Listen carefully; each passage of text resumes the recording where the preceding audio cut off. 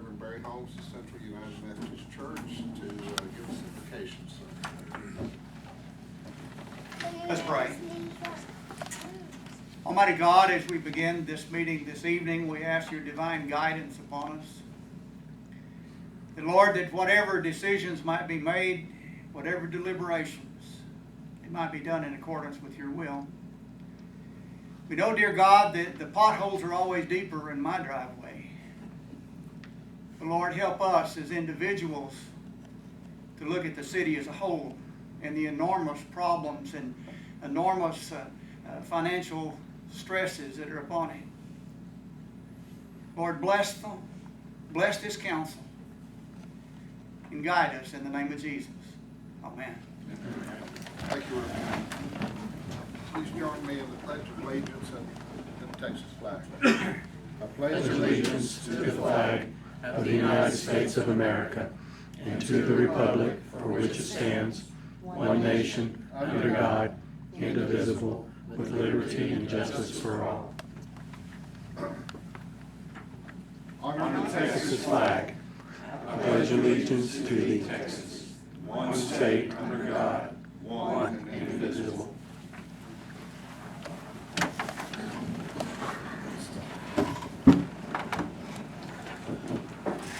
First item on the agenda is, oh wait.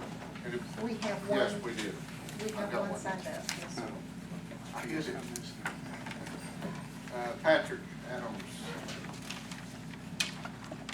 Good thing. Thank you, Mayor and Council. I'd like to take this opportunity to thank y'all for y'all's diligent service to the city. And I'd like to apologize that I didn't get this item on the agenda. It's a very important agenda to at least myself and the Mineral Wells Police Department. But the reason that I'm here this evening is that we just graduated our 21st Citizen Police Academy. We concluded it the first Thursday of this month. And I'd like those citizens that are here in attendance that attended that to stand and be recognized by the council tonight. If y'all would please.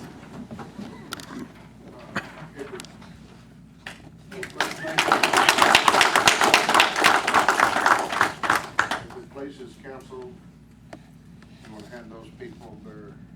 I've already gave them the... Oh, you've already given them? Mr. Mayor. Okay, never mind. Thank you for what you've done. And I just wanted to comment and thank these citizens. In my 20 years, this has been a very valuable tool to the Mineral Wells Police Department. One, it enables us to have transparency to our citizens. One, and it's really to them that they have the interest of their police department, that they have taken the time out for several Thursdays over the last couple of months to come down and learn about their police department. So I thank them for having the interest, the desire to come and join our department. So I thank them very much for their attendance. Thank y'all.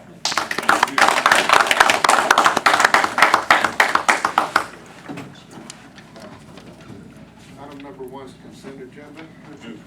Move to approve. Second. Been moved and second to approve the consent agenda. All in favor? Aye. Any opposed?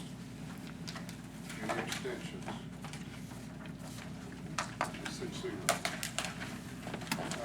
Item number 4, I understand we have reached an agreement on this. Yes. And so we will just pass that one up.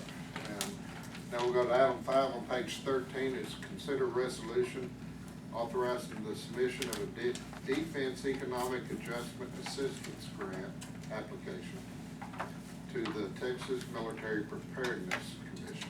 Yes, Mr. Mayor and Council members, you may recall, those of you that were in office at the time, earlier this year, the city had transferred a roughly 10-acre tract in the Walters area to the Texas National Guard, or actually the Texas Military Department as it's formally referred to.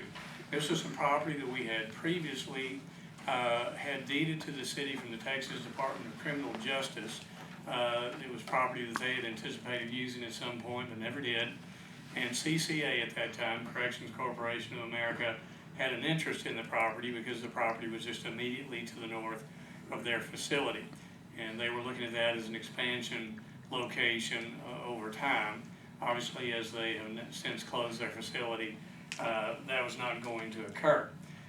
With CCA then no longer in the picture, as far as use of that property, we began negotiations. The mayor was a part of these negotiations. We began discussions with the General Services Administration and also the Texas National Guard because we had contacted the Guard locally here, asked them if they would have some interest in that property as it immediately adjoins some of their existing facilities. They did have an interest in that, looking at expanding their mission and their footprint at the Walters training site.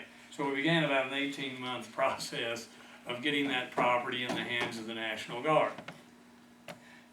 This past summer, after the property was transferred to the Guard, we were approached by the National Guard with the idea that they would like to seek some funds to renovate the 2 barrack facilities that are on the premises, on that 10 acres. They're essentially abandoned shell buildings. And they said they would like to approach the Texas Military Preparedness Commission, submit an application to that organization to receive some funding to do some renovation of those 2 barrack buildings. The unusual circumstance surrounding that is that these funds are only eligible or allowable to be granted to local entities, be it a community college district, be it a county government, be it a municipality. So they asked us if we might be interested in helping them access these funds.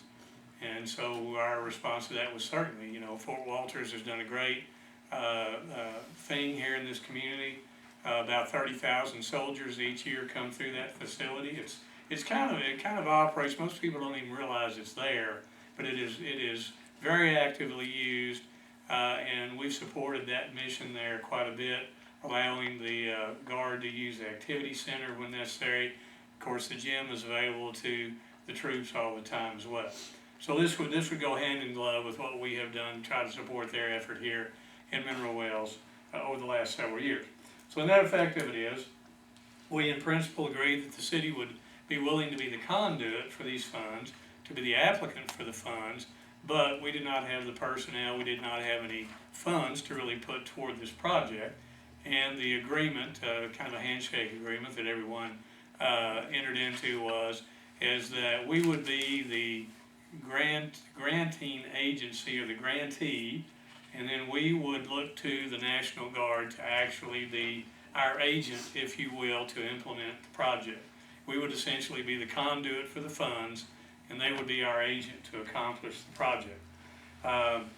We received another updated application. This is all coming down rather quickly because I believe in prior correspondence I had mentioned to the council that the rules for the program were not finalized by the state until the first part of October. So the staff in Austin with the National Guard that are putting these applications together had pretty much very limited time to get the applications together. I believe that we are one of 5 applications that they're working on throughout the state of Texas, and so they had their work cut out for them to meet the submission deadline for the applications of November 20th, which is this Friday. Having said that, you have before you the most recent draft, the final draft of the application. It really has not changed from the more recent drafts or the earlier drafts that you had seen. The National Guard is looking at a $4.2 million project, of which they are requesting $3.6 million approximately in funding from the Texas Military Preparedness Commission. The remaining dollars, something over $800,000 in matching funds, will be provided by the Texas Military Department of the National Guard. Again, the City of Mineral Wells is providing no financial support. We made it very clear to them that we had no funds, unfortunately, to help support this. So at this time, we would like to present this application to you for your review and hopefully your approval. What will occur is that if the city is fortunate enough to receive grant funding, the grantor agency, that being the Texas Military Preparedness Commission, would enter into a grant contract with the city. And simultaneously, we would enter into an agreement with the Texas Military Department, the Texas National Guard, which would line out all the responsibilities that both the city and the National Guard would have in carrying out and implementing this project. And what I will tell you is that we have not been given a copy of either of those agreements.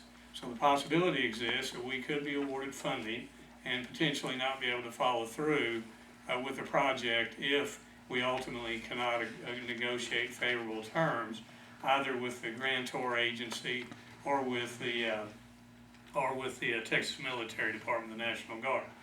So at this juncture, by submitting the application, by approving the resolution you have before you this evening in your packet, the city is not committing itself to anything other than submitting the application. And then we will look at all the documentation that is presented to us by the state, assuming we're fortunate enough to be funded, and at that juncture we'll determine if the terms are agreeable and favorable to the city. Hopefully they will be, and we can move forward with this project. But our recommendation at this time would be for the council to approve the resolution that you find on page 15 in your packet that would authorize the submission of the application. Again, the city has no matching share in this. There's no funding support from the city, and we do not commit the city at this juncture by submitting the application. Questions or comments? This may be premature, but the building and all that, are they gonna use local people to do all the building, do you know, or has there been any discussion about that at all? There hasn't really been any discussion about that. They will have to, or actually the city, with the Guard's assistance, will have to prepare plans and specifications. If you had an opportunity to look at the budget, there's about $300,000 in the budget for engineering and architectural fees. They would develop a spec book and construction plans, and then that would be competitively bid. Yeah. Now typically, what you do find in these is that there is what they call a DBE requirement, a disadvantaged business enterprise or minority business participation requirement. I would anticipate that in this project ultimately. That's typically what the state does. So that might be an opportunity where some of our local contractors, local vendors, I know we do have some DBEs here in Mineral Wells, so that may be an opportunity for them to be subcontractors. We may even have a general contractor that steps in who's local and would want to bid on the project, because it'll be a sizable project. It'll be, in the range of $4 million roughly. So, but it has to be competitively bid, so it could be anyone from anywhere. All right, I'm just curious. And the good thing is the asbestos and lead has been. Yeah, all the environmental remediation was done as a part of the lease to CCA. They were required to do that. They spent about $500,000 on lead-based paint remediation, asbestos remediation, and they re-roofed the buildings. When that was part of the transaction when we leased the buildings to CCA, they had to accomplish that work. So the buildings are basically clean. They're just gutted shells right now. Any other questions? What's the pleasure of the council? I would move that we approve a resolution authorizing submission of Defense Economic Adjustment Assistance Grant application to the Texas Military Preparedness Commission. Second. It's been moved and second to approve the resolution. All in favor? Aye. Any opposed? Any abstentions? 6-0. Item number 6, page 41, is consider a resolution approving a waiver and encroachment easement for the benefit of Community National Bank and Trust for property located at 612 South Oak Avenue. Yes, Mr. Mayor and council members, recently we were notified that the structure that's located at 612 South Oak Avenue encroaches slightly into the right-of-way of Southwest 6th Street.